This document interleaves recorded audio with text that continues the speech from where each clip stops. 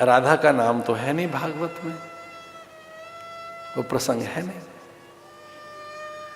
राधा जी का कोई भागवत में तो प्रसंग नहीं है, कहीं भी नहीं।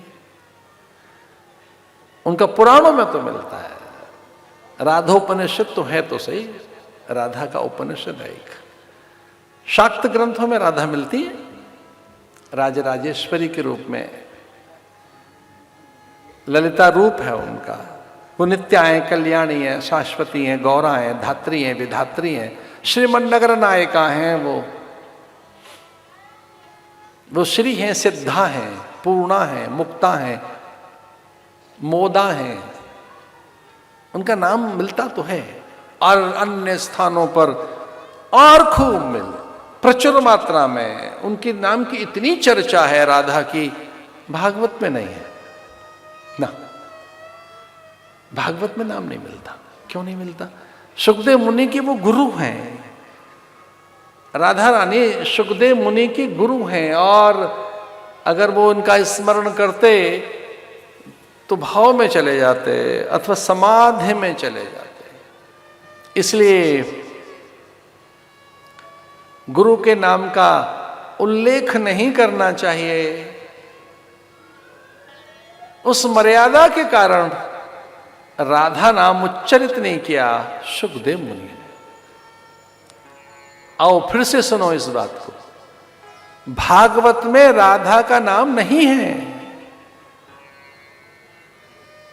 और अगर वो राधा नाम लेते तो महासमाधि में चले जाते, कथा ठहर जाती, रुक जाती।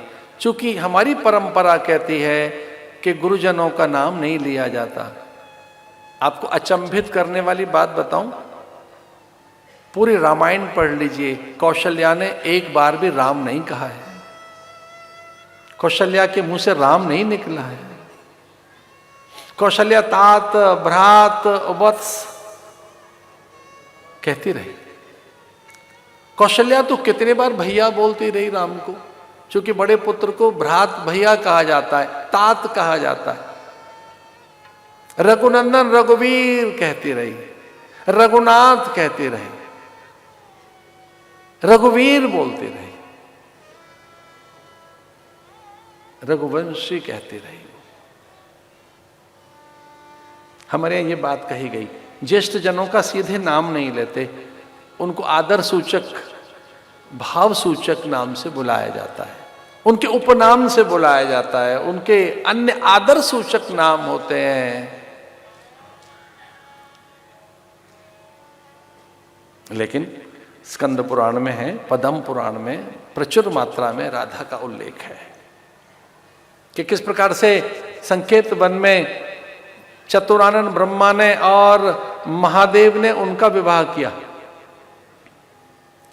अगर कहीं आपके हाथ एक ग्रंथ लग सके, उसका नाम है राधा माधव चिंतन।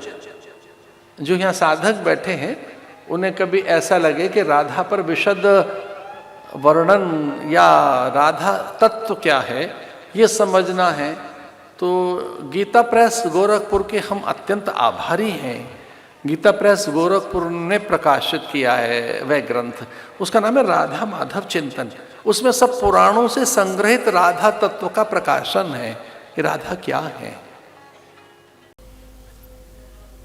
नित्य अप्सराओं का संग करने वाले भी वे गंधर्व, देव, इंद्र आदि, उन्हें भी तो वैराग्य होता है। तो वैराग्य ही भगवान के जीवन में ग्वाल बाल बनकर आ गया। विरति, अनेक सिद्धों ने गिरि गुहाओं को त्याग कर गोपांगनाओं का वेश बना लिया, चले चले ब्रज में चले। अनेक ऋषि मुनियों ने कि उनकी लीला के सहचर बन जाए। एक बड़ी घटना हो गई कि भगवान धरती पर है। ब्रह्मा चकित है, विस्मित है ब्रह्मा, अत्यंत विस्मित है ब्रह्मा कि जब प्रत्येक गाय में उसे कृष्ण दिखाई दिए, कपोत, कागा, कोयल में, कुरंग, मीन और भृंग में, तितलियों में, भ्रमरों में, सामान्य जो कीट, छोटे कृमि जो रेंगते हैं, ऐसे जीव जो उड़ते हैं, जो जल में हैं, जल की वनस्पतियां, सारे पादप पौधे, जल और अग्नि, वायु, तेज प्रकाश में एक ही दिखाई दिया, कोई दूसरा नहीं। क्योंकि वो ये परीक्षा लेने आए थे कि कौन है धरती पर। इतना आनंद, आमोद, प्रमोद, इतना उल्लास किसके कारण है?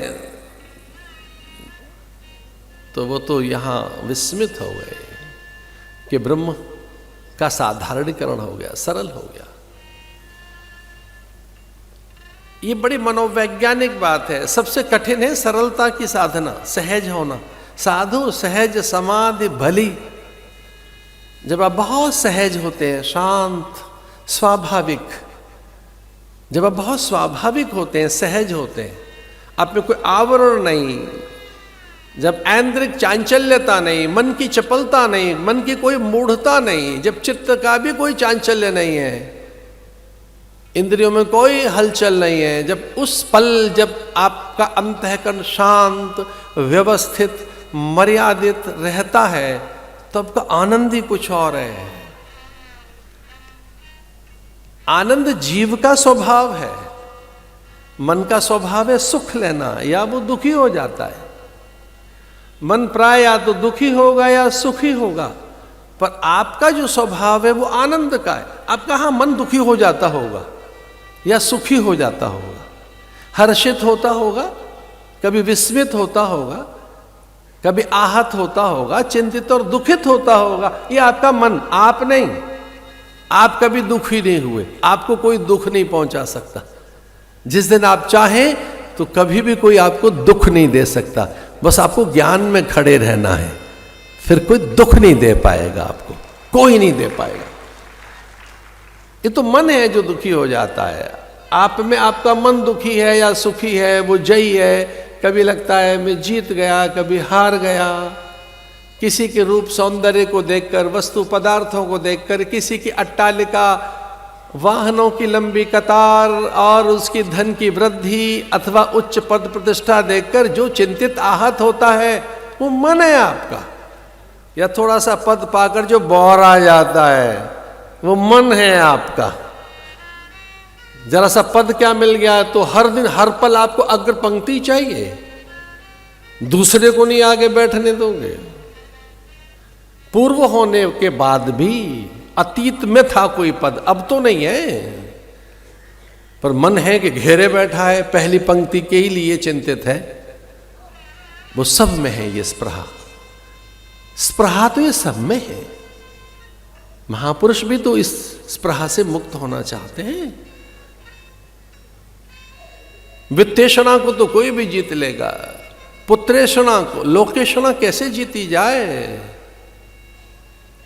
तो जो ऐसे अग्र बनकर हर पल वंदनीय भाव में ब्रह्मा रहते थे कि उन्हें अभ्यास हो गया था, यम वरुण कुबेर आदि उन्हें नित्य प्रणाम करें।